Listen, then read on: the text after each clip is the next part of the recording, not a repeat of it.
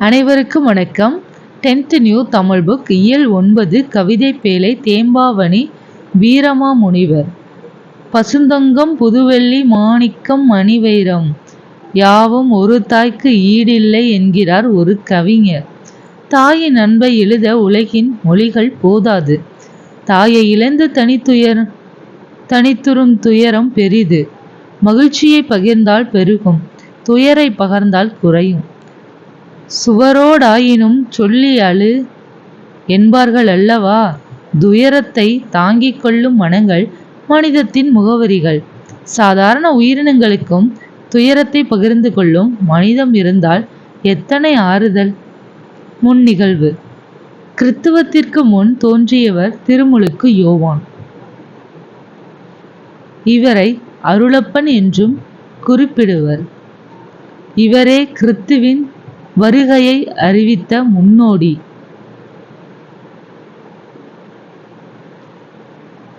வீரமாமுனிவர் தன் காப்பியத்தில் இவருக்கு கருணையன் என்று பெயரிட்டுள்ளார். கருணையன் தன் தாயார் எலிசபெத் அம்மையாருடன் கானகத்தில் வாழ்ந்து வந்தார். அச்சூழலில் அவருடைய தாய் இறந்துவிட்ட போது கருணையன் அடையும் துன்பத்தில் இயற்கையும் பங்கு கொண்டு கலங்கி ஆறுதல் அளிப்பதை இப்பாடல்கள் படம் பிடித்து காட்டுகின்றன. இறங்கி அழும் கருணையனுக்கு இறங்கும் இயற்கை. எலிசபெத் அம்மையார் அடக்கம். கருணையன் கண்ணீர்.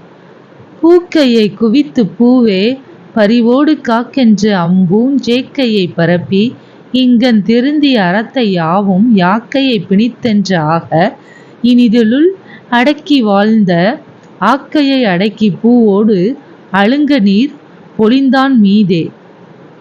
2388. சொல்லும் பொருளும். சேக்கை படுக்கை, யாக்கை உடல், பிணித்து கட்டி வாய்ந்த பயனுள்ள.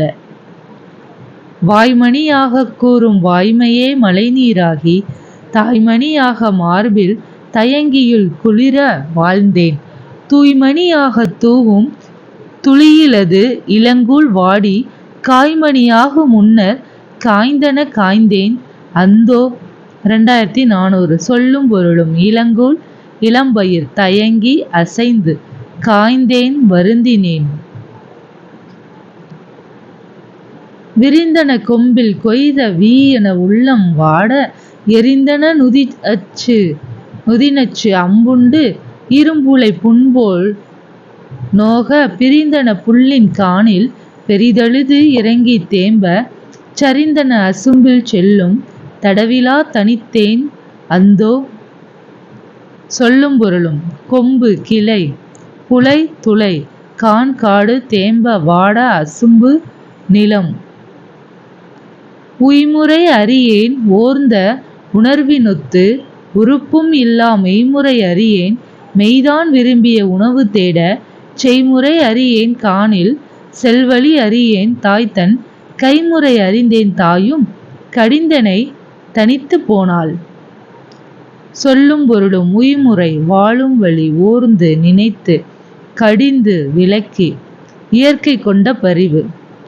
நவமணி வடக்கையில் போல் நல்லற படலை பூட்டும் தவமணி மார்பன் சொன்ன தன் நிச்சைக்கு இசைகள் பாட துவமணி மரங்கள் தோறும் துணரணி சுனைகள் தோறும் உவமணி காணல் கொள் என்று ஒலித்த அழுவ போன்றே. உவமணி மணமலர், படலை மாலை, துணர் மலர்கள். பாடலின் பொருள். கருணையன் தன் மலர் போன்ற கையை குவித்து பூமி தாயே என் அன்னையின் உடலை நீ அன்போடு காப்பாயாக என்று கூறி குழியினுள் அழகிய மலர் படுக்கையை பரப்பினான். இவ்வுலகில் செம்மையான அறங்களை எல்லாம் தன்னுள் பொதிந்து வைத்து பயனுள்ள வாழ்க்கை நடத்திய தன் அன்னையின் உடலை மண்ணிட்டு மூடி அடக்கம் செய்து அதன் மேல் மலர்களையும் தன் கண்ணீரையும் ஒரு சேர பொழிந்தான். என் தாய் தன் வாயாலே மணி போல கூறும் உண்மையான சொற்களையே மழைநீராக உட்கொண்டு அத்தாயின் மார்பில் ஒரு மணி மாலை என அசைந்து அழகுற வாழ்ந்தேன். ஐயோ, இளம்பயிர் வளர்ந்து முதிர்ந்து நெல் மணிகளை காணும் முன்னே தூய மணி போன்ற தூவும் மலைத்துளி இல்லாமல் வாடி காய்ந்து விட்டதைப் போல நானும் இப்போது என் தாயை இழந்து வாடுகின்றேனே. என் மனம் பறந்து நின்ற மரக்கிளையிலிருந்து பறிக்கப்பட்ட மலரைப் போல வாடுகிறது. தீயையும் நஞ்சையும் முனையில் கொண்ட அம்பினால் துளைக்கப்பட்டதால் உண்டான புண்ணின் வலியால் வருந்துவது போன்றது என் துயரம். துணையை பிரிந்த ஒரு பறவையைப் போல நான் இக்காட்டில் அழுது இறங்கி வாடுகிறேன். சரிந்த வழக்கு நிலத்திலே தனியே விடப்பட்டு செல்லும் வழி தெரியாமல் தவிப்பவன் போல் ஆனேன்.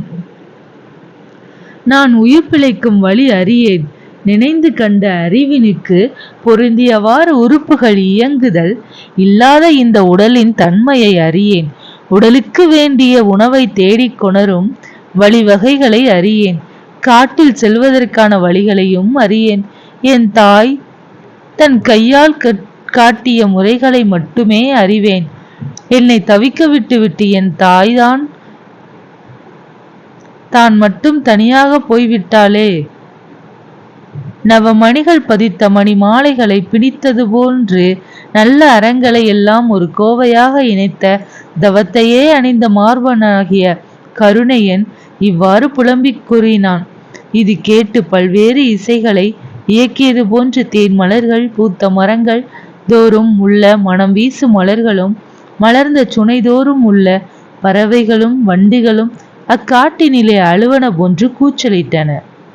இலக்கண குறிப்பு: காக்கென்று, காக்கவென்று என்பதன் தொகுத்தல் விகாரம்.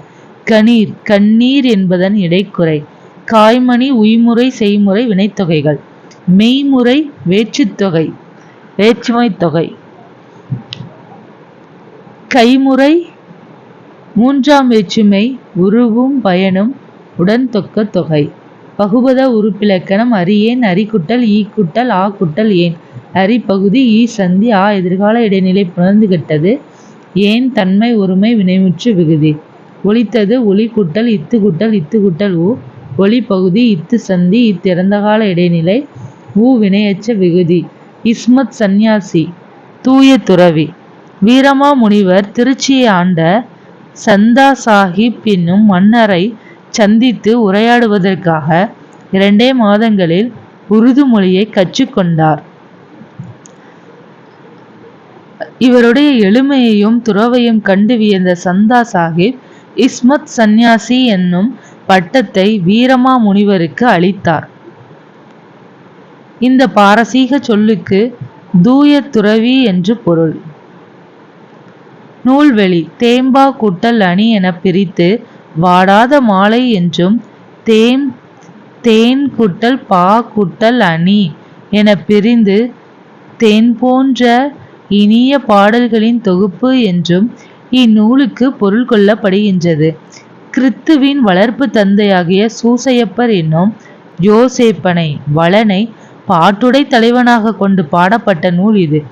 இப்பெருங்காப்பியம் 3 காண்டங்களையும் 36 படலங்களையும் உள்ளடக்கி 3615 பாடல்களை கொண்டுள்ளது. 17ஆம் நூற்றாண்டில் படைக்கப்பட்டது தேம்பாவணி. இக்காப்பியத்தை இயற்றியவர் வீரமாமுனிவர். இவரது இயற்பெயர் கான்ஸ்டான்சோ ஜோசப் பெஸ்கி. தமிழின் முதல் அகராதியான சதுரகராதி, தொன்னூல் விளக்கம், சிற்றிலக்கியங்கள், உரைநடை நூல்கள், பரமார்த்த குறுகதைகள், மொழிபெயர்ப்பு நூல்கள் ஆகியவற்றை இவர் படைத்துள்ளார். நன்றி.